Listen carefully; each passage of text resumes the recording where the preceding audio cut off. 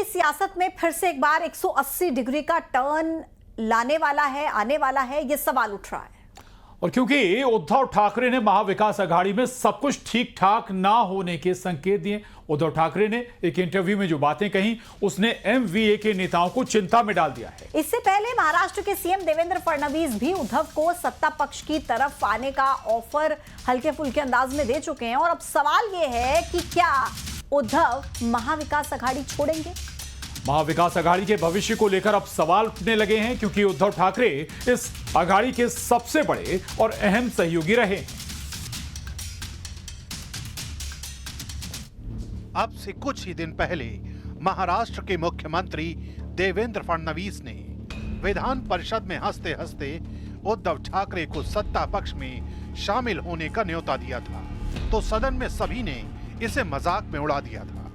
लेकिन इसके बाद लगातार महाराष्ट्र में कुछ ऐसा घटित हो रहा है जिसने महाराष्ट्र की सियासत में हलचल मचा दी है। 16 जुलाई को फडणवीस ने उद्धव गुट को सत्ता पक्ष में शामिल होने का ऑफर दिया। उद्धव ठाकरे ने इन बातों को मजाक में लेने को कहा। 17 जुलाई को किताब विमोचन के मौके पर मिले फडणवीस, उद्धव और आदित्य ठाकरे। 18 जुलाई को मुंबई के 5 स्टार होटल में दिखे फडणवीस और आदित्य ठाकरे। हालांकि दोनों पार्टियों ने इसे संयोग माना। 20 जुलाई को उद्धव ने सामना को दिए इंटरव्यू में महाविकास आघाडी पर सवाल उठा दिए। तेव्हा काय होतं, माझ्यासमोर उमेदवार होते माझे, पण निशाणी नव्हती। विधानसभेच्या काय वेळेला काय झालं, निशाणी होती पण जागा कोणत्या आणि मी त्याच्यानंतर जागा मिळाल्यानंतर उमेदवारी कोणाला देणार हे निश्चित नव्हतं। तर ही जी काय तुतू मैमे झाली ही स्वीकारली पाहिजे। आपल्याकडनं झालेली मोठी चूक होती आणि ती जर का चूक परत करायची असेल तर मग त्या गोष्टीला एकत्र येण्याला काही अर्थ राहत नाही। म्हणजे समन्वयाचा अभाव होता। समन्वयाचा अभावापेक्षा लोकसभेचं यश हे नाही म्हटलं तरी सगळ्यांच्या डोक्यात गेलं। लोकसभेच्या वेळेला महाविकास आघाडी आणि सगळे नेत्यांपासून कार्यकर्त्यांपर्यंत अरे ठीक आहे तू आपल्याला जिंकायचंय हे आपलेपण होता। विधानसभेला और धार के मांडू में कांग्रेस के 2 दिवसीय नव संकल्प शिविर की शुरुआत हो गई है। एमपी कांग्रेस के अध्यक्ष जीतू पटवारी और नेता प्रतिपक्ष उमंग सिंघार ने शिविर का शुभारंभ किया, जिसमें कांग्रेस के सभी विधायक और पदाधिकारी शामिल हुए। वहीं कांग्रेस साला कमान भी नव संकल्प शिविर में वर्चुअली जुड़ेगा और विधायकों को संबोधित भी किया जाएगा। मिशन 2028 को लेकर कांग्रेस की तरफ से शिविर का आयोजन हो रहा है, जिसमें विधायकों को सरकार को घेरने के साथ साथ कई तरह की ट्रेनिंग दी जाएगी।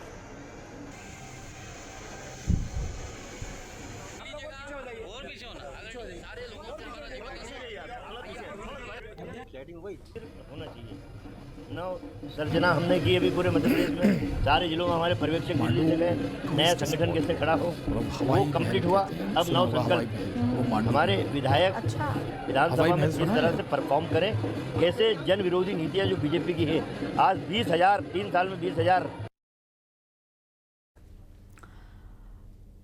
तो कांग्रेस के इस शिविर को नकल बताने के बाद बीजेपी ने फिर एक बार कांग्रेस के ट्रेनिंग प्रोग्राम पर सवाल उठाए हैं। बीजेपी ने कहा है कि एक तरफ जहां सावन के दूसरे सोमवार पर सीएम डॉक्टर मोहन यादव उज्जैन में बाबा महाकाल की भव्य सवारी में शामिल होंगे, उनका आशीर्वाद लेंगे, जबकि कांग्रेस होशंगाबाद शाह के मकबरे और बाज बहादुर की मजार पर चिंतन कर रही है। और इस सोच के अंतर को आप समझिए। तो वहीं बीजेपी के आरोपों पर कांग्रेस ने पलटवार करते हुए कहा कि हम जनता की लड़ाई लड़ने की तैयारी कर रहे हैं, इसलिए बीजेपी के पेट में दर्द हो रहा है। जहां एक और बाबा महाकालेश्वर की सवारी में हमारी मुख्यमंत्री डॉक्टर मोहन यादव जी भाग लेंगे, सब उज्जैन में रहेंगे, महादेव जी की आराधना करेंगे। वहीं दूसरी ओर देखिए हार पर चिंतन के लिए धार पहुंची है कांग्रेस। तो आप कभी सोचिएगा कि धार में जहां होशंगाबाद का मकबरा है, बाज बहादुर की मजार है, तो ये मजार और मकबरे पर जाकर ये कौन सा विचार और विमर्श कर लेंगे। तो आप दोनों का अंतर देखिए सोच का, भारतीय जनता पार्टी और कांग्रेस की। बीजेपी कह रही है नकल कर रहे हैं। इतनी पुरानी पार्टी है, जब भाजपा का जन्म नहीं हुआ था तब से कांग्रेस राजनीति में। और निश्चित ही 2 दिवसीय हमारा जो प्रशिक्षण का शिविर है उसमें हम आगामी रणनीति पर चर्चा करेंगे और नेतृत्व को सही दिशा में जाने के लिए प्रशिक्षण आयोजित। और ये समय समय पर कांग्रेस पार्टी पूरे देश भर में अन्य राज्यों में भी करती है।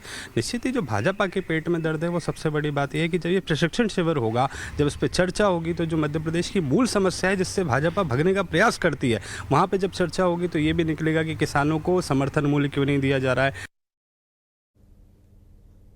और सीएम डॉक्टर मोहन यादव ने बीजेपी युवा मोर्चा के कार्यक्रम में कांग्रेस पर हमला बोला है। उन्होंने कहा कि समाज में ऐसे भी लोग हैं जो हमें बांटना चाहते हैं, सांप्रदायिक सद्भाव खराब करना चाहते हैं।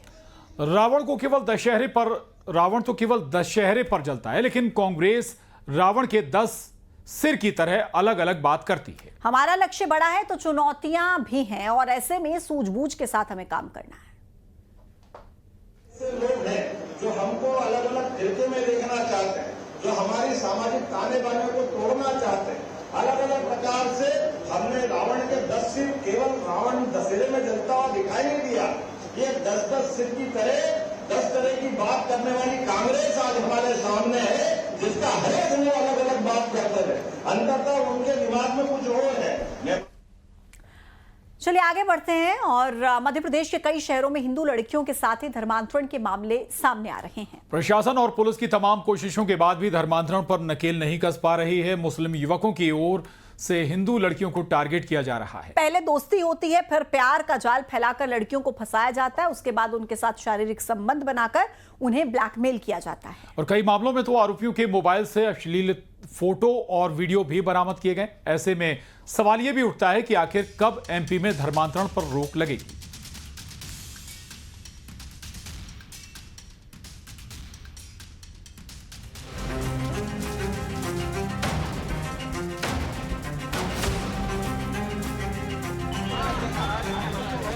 मध्य प्रदेश में धर्मांतरण के मामलों पर रोक नहीं लग पा रही। प्रदेश में शहर शहर से लगातार धर्मांतरण के मामले सामने आ रहे हैं। इंदौर में शादीशुदा सुल्तान ने 7 साल तक लड़की का रेप किया और उस पर जबरन धर्मांतरण करने के लिए दबाव बनाने की कोशिश।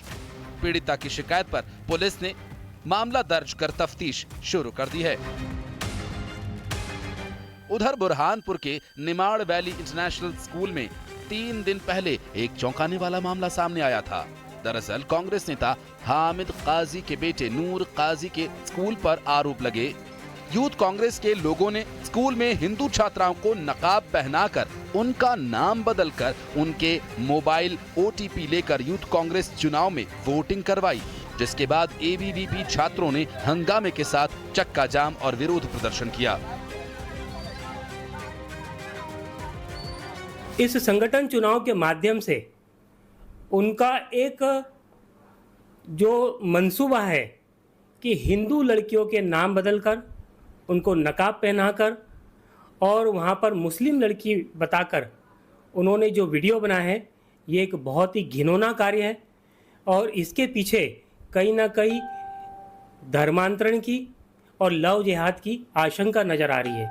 डॉक्टर मनोज मानिक जी को गलत जानकारी दी गई है, इस कारण उन्होंने इस तरह से कोई वक्तव्य दिया है और ऐसा ना हुआ।